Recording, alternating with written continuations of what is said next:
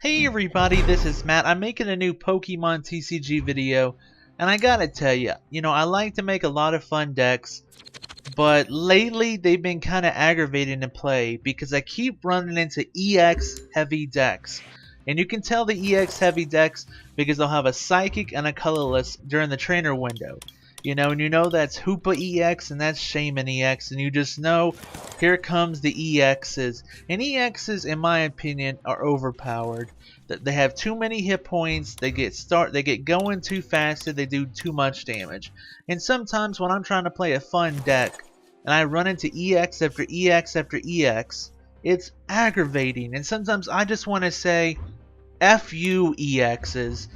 And I decided I'm gonna make a deck that literally says that.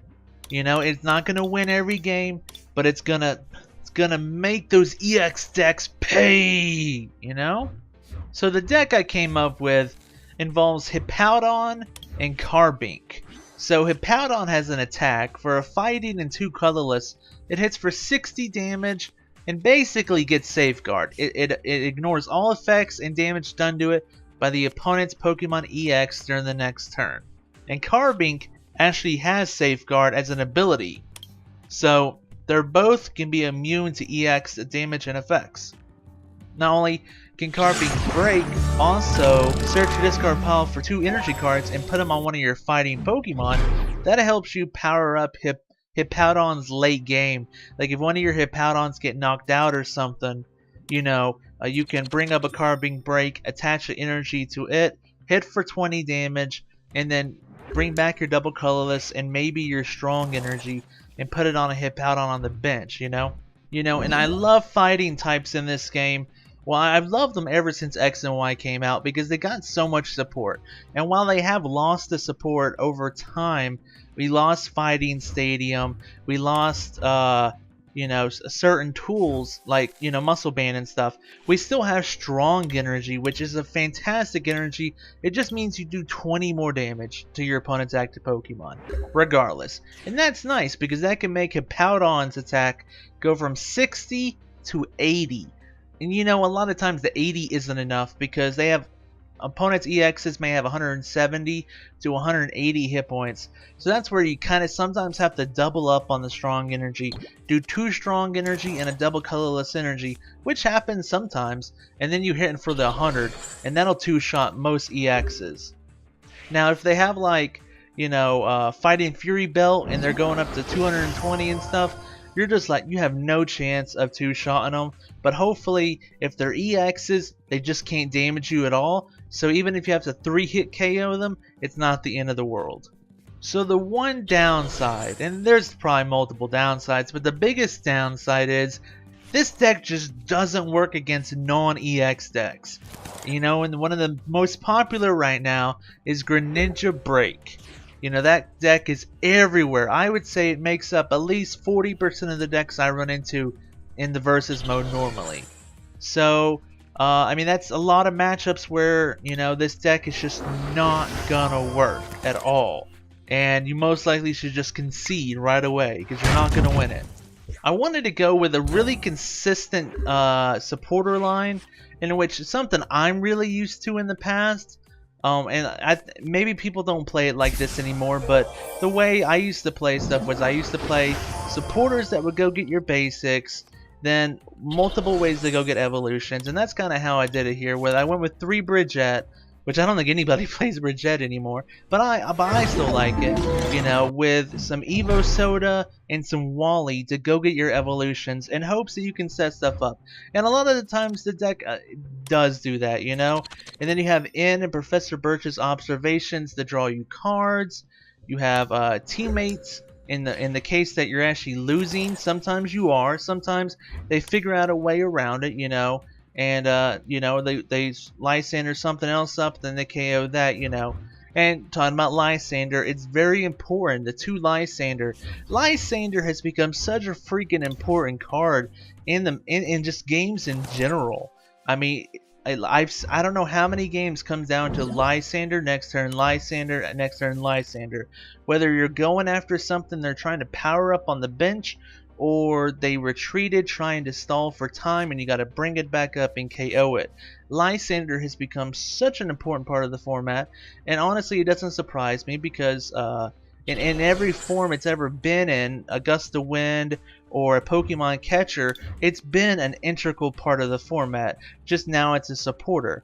So you gotta have your Lysanders, and you gotta have your VS Seekers so that you can reuse your Lysanders, Wallies, Birches, Ends, and not really Birchettes, but in teammates if needed.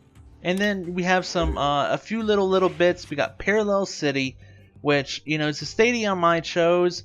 I could have gone this stadium that does 20 damage to Mega Evolutions in between turns, and the only reason I didn't put that in there is because I actually didn't own any of these. I didn't realize it until like when I was making this deck that I didn't own them, and now I own 2 of them, so I'm definitely going to put 2 of them in there.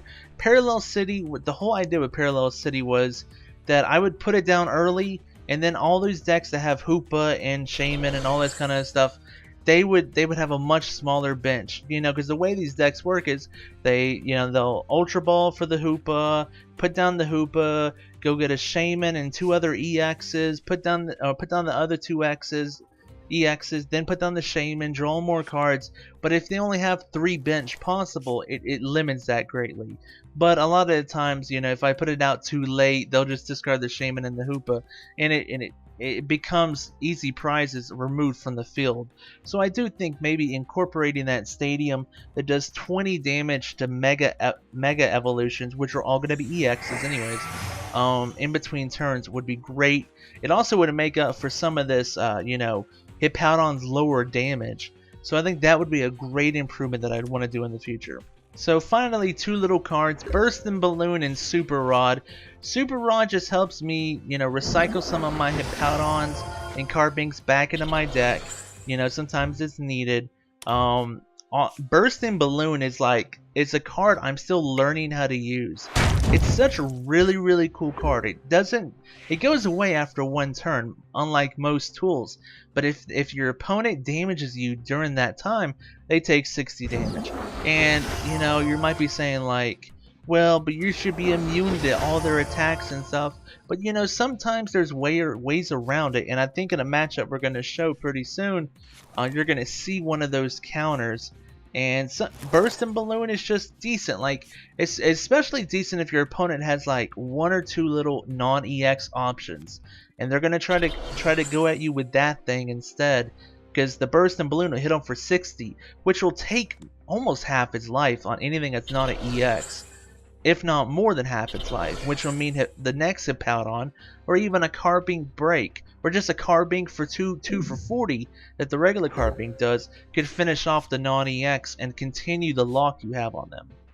So as you can see, we're facing this Mewtwo EX deck, which is supposedly our best matchup, because they're not going to be running any non-EXs.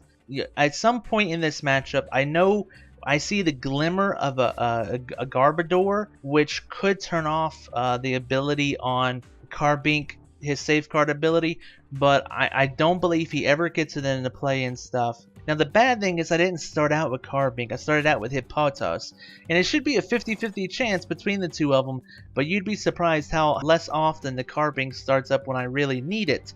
And you would think with 3 Brigitte, I'd always have a way to go get it. Maybe in that instance, maybe I need to replace the Evo Soda with Ultra Ball, and maybe that's a good improvement. So if I do draw the Evo Sodas, which would be replaced with Ultra Ball, I could go get the Carbink right away. As you can see in this matchup, the Parallel City doesn't do much. The opponent gets out their Hoopa, they get out their other EXs pretty quick, and it really doesn't matter if they have 3 benches or not. So it's at this point that my opponent searches for this card, Pokemon Ranger, and I'm going, what's the point in this? And then I'm thinking about it, and I'm like, it removes the effects from both your opponent and your Pokemon in your hand, or in the players. And I'm thinking, wait a second, would that turn off Hippowdon's safeguard attack? And it really does. And I was really surprised. I didn't even realize that is how it is. So what it means though is there's 2 supporter counters to this deck. You have Pokemon Ranger that can remove the effect from Hippowdon's safeguard attack, And then you also have Hex Maniac's Ancient Origins that can shut off all Pokemon, all abilities during that turn. So that can shut off Carbink's actual Safeguard ability. And I was worried for a second. I was like, well, if they had both of those, I'm kind of hosed. But thankfully, they didn't have the Hex Maniac, which I have seen people playing more often.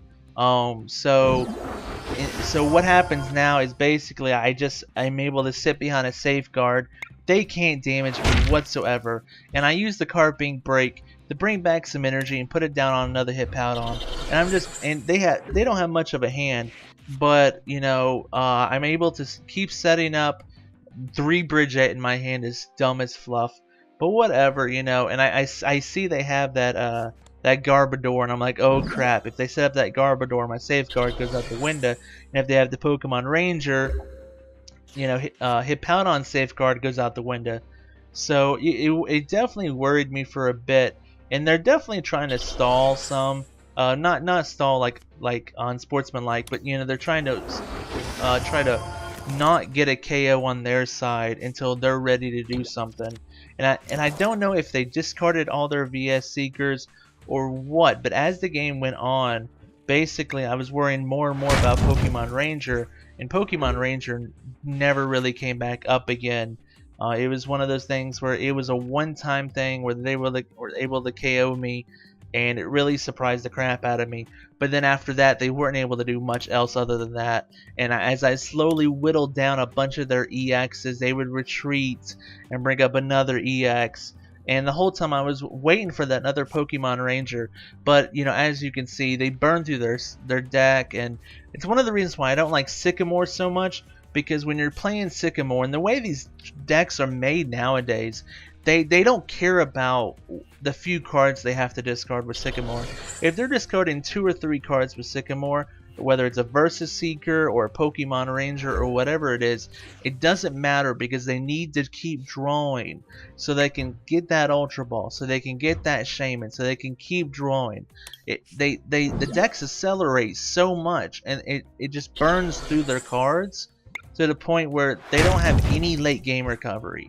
You know, they may have a fishing rod or 2 or super rod or 2, but they don't really have any way to recover some of these stuff. I mean, hopefully, I guess with Versus Seeker they can bring back the Pokemon Ranger and stuff, but it's still a very, you know, I'm gonna accelerate really heavy at first and try to KO you now. But I think they kind of lack some of these late game stuff, and a lot of the games I was playing against these EX decks, they would accelerate really fast, and when facing this deck with Safeguard and Safeguard, I mean, many games went down to the wire. Many games went down to like two cards left in their deck, and maybe they would still somehow pull out the win, but it would push them to the very end of what they had. You know, and it's because the way the decks are made now, they're not meant to last past the 10th turn. You know, and with EXs, you take out 3 X's and the game's over. So when it's EX versus EX, the games go really quickly. You know, I set up my EX, I KO your first EX, I KO your second EX, you KO one of my EXs, and I come back and KO your third EX, game over. But when you're facing against a non-EX deck and you have to take all 6 prizes, there's a lot of these games where they'll have like less cards in their deck than they have prizes left, you know? And it's just how the decks are made now. And I love playing a deck like FUEXs because it's fun to watch the opponent who's not used to playing against a deck like this. It's fun to watch them have to figure out how to beat it. Now they may beat it. You know, EX decks are very strong, they're consistent, they're really good. But it's fun to see how they come up with new ideas, you know? Because, I mean, if this Mewtwo EX player didn't have Pokemon Ranger, what would he have done? Just conceded? I mean, sometimes that happens. Like the very first video at the beginning of this video, you know, they see that and they go, crap, I have no counter, that's game, you know? There's nothing they can do, you know? So, and I love playing decks like that. I love playing the different decks that are different, that are not the same old decks, and they may be crappy or they may be weaker, but to me it's more fun to have a different strategy than just build up an EX that does 150 plus damage and take prize, take prize, take prize, win, you know.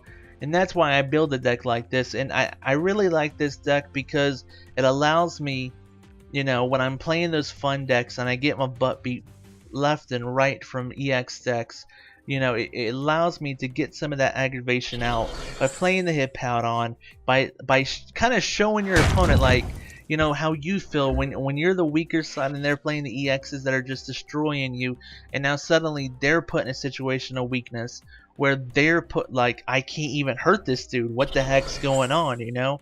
So it's interesting, it's fun on my end, and even if I lose a game, it's still worth it. Just the games I get, you know, the games I get for free off of just like, oh crap, I'm not ready for that, go on to the next game, you know. So thank you so much. I hope you enjoyed seeing this deck. I know it's not the strongest deck in the world, but it's a deck I've enjoyed playing this past week. I hope you enjoyed watching about it and hearing about it, and maybe you learned something new, like Pokemon Ranger gets past safeguard attacks and Hex Maniac gets past safeguard abilities. Oof. There's definitely some definite counters to it, and of course if you run into any non-EX deck like Vespi Queen or Greninja, the deck kind of just folds. I mean, especially Vespi Queen, because you got a weakness to it. But I hope you enjoyed learning about the deck. I hope you enjoy playing Pokemon in the future. It's a fantastic game, and I hope you have a fantastic day, everybody. Thanks so much for watching and supporting the channel. Bye bye.